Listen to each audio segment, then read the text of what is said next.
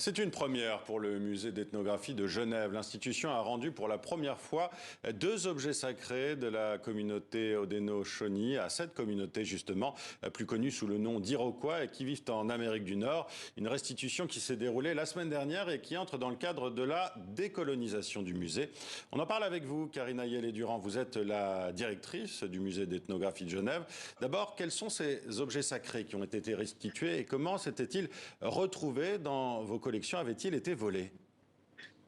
Bonjour, alors il s'agit en effet de deux objets, un masque considéré comme sacré, un masque médecine et un hochet, donc un hochet qui était utilisé lors de cérémonies.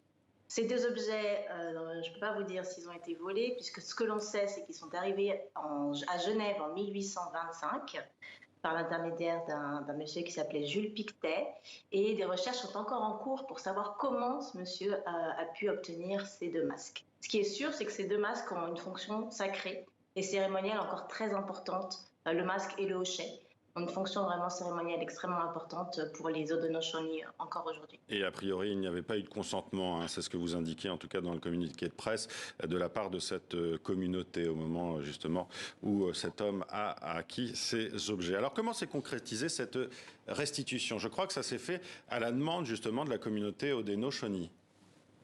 Tout à fait. En fait, les Haudenosaunee, c'est une confédération de 6 nations différentes, donc 6 communautés qui composent la confédération Haudenosaunee. Et nous avons des relations depuis plusieurs années avec les Haudenosaunee et la ville de Genève en particulier a des relations depuis 100 ans avec cette confédération. Et en juillet 2022, plusieurs représentants étaient présents à Genève pour des discussions au niveau international. Et un de ces représentants, Brennan Ferguson, que vous voyez maintenant à l'écran justement avec le manteau noir, a observé que dans notre exposition permanente, nous avions le masque et le hochet exposés. Et il nous a fait la demande de pouvoir les retirer le plus rapidement possible puisque ces objets ne sont pas censés être présentés au public.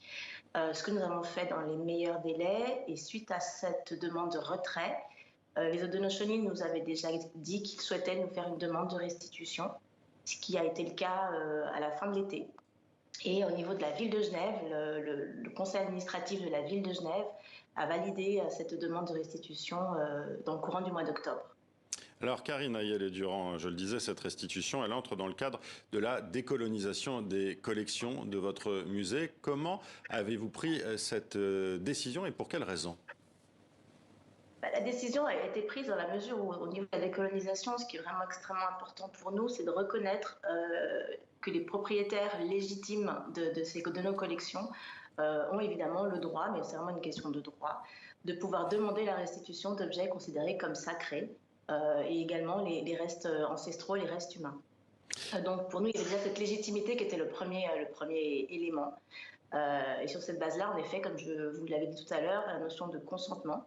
Nous avons bien pu observer qu'il n'y avait a priori pas eu de consentement au départ. Donc ça, ce sont apparemment deux grands critères sur lesquels nous nous appuyons pour valider cette demande de restitution. D'autres objets vont-ils être restitués? Je crois qu'il y a le projet Bénin, hein, c'est ça? Alors le projet Bénin est en fait le royaume de Bénin au Nigeria. C'est un projet international, hein, plusieurs musées à travers le monde ont déjà commencé à restituer des objets qui ont été pillés. Et là, on est vraiment dans une optique de pillage attesté en 1897 au royaume de Bénin, dans l'actuel Nigeria. Et en effet, en Suisse en particulier, 8 musées suisses se sont coordonnés pour faire un travail de recherche approfondi avec des partenaires nigérians pour bien attester du fait que ces objets qui sont aujourd'hui dans les collections de musées suisses, certains d'entre eux ont effectivement été pillés. Et donc, il est en effet probable que dans les prochains mois, le Nigeria puisse demander à ces musées de restituer les objets qui ont été de manière attestée pillés en 1897. Merci Karina Yellé-Durand d'avoir répondu à nos questions. On suivra bien sûr avec intérêt cette possible restitution. Merci à vous d'avoir été avec nous. Et c'est la